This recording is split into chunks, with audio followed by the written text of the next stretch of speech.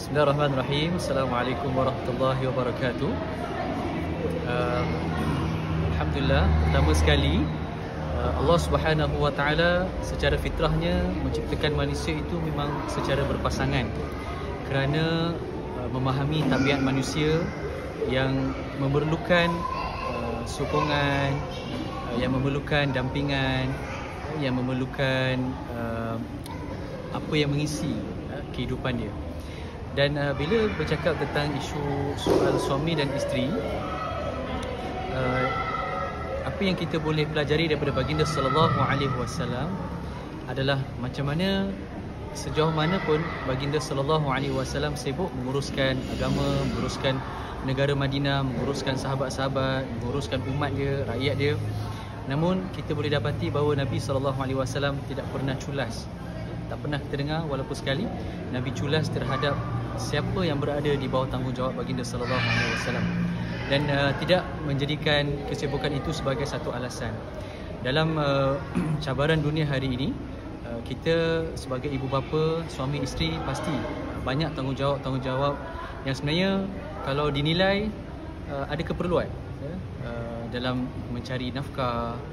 Dan si isteri pula ataupun si ibu pula mungkin dia support pula kewangan si suami ataupun keluarga. Memang dah sampai tahap ada keperluan untuk bekerja.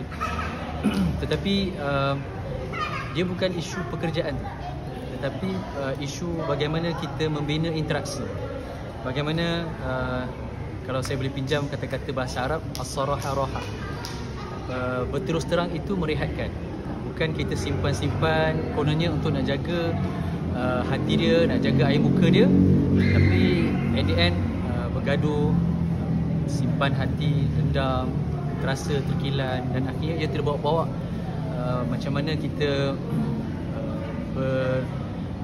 berinteraksi lah pada keluarga, especially pada pasangan.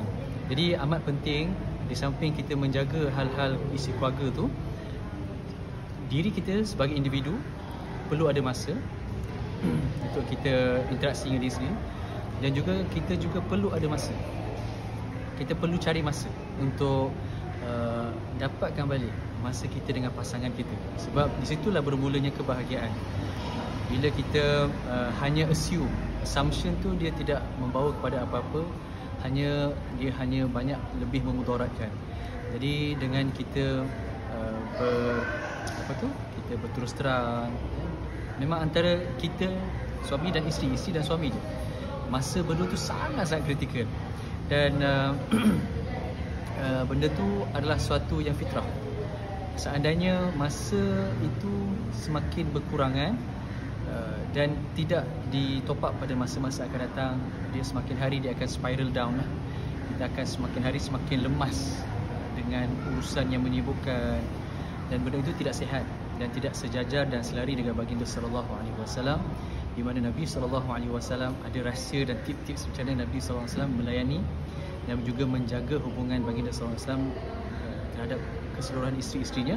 Bayangkan ramai isterinya itu pun tak pernah kita dengar Nabi pernah culas terhadap isteri-isteri, apatahlah kita yang mungkin seorang, dan yalah kepada masing-masing. Ala kulli hal, mungkin ini adalah untuk diri saya juga, di mana bila kita banyak memberi penumpuan untuk memberi, kadang-kadang kita terlupa untuk nak self-care. Sebab self-care ni bukan maksudnya maksudnya adalah kita selfish, tapi me too. Kita memberi perhatian, jagaan pada orang lain, tapi jagaan terhadap diri sendiri sangat penting.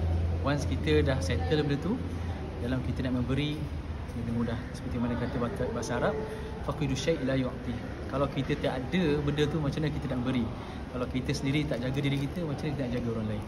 Dan itulah Islam. Sallallahu alaihi wasallam Muhammad. Assalamualaikum warahmatullahi wabarakatuh.